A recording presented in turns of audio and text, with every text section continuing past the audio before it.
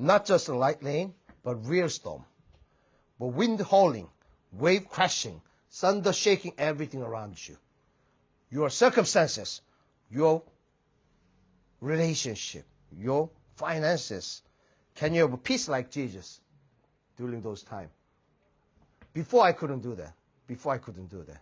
Because always competition, always I have to, because overcome my enemies.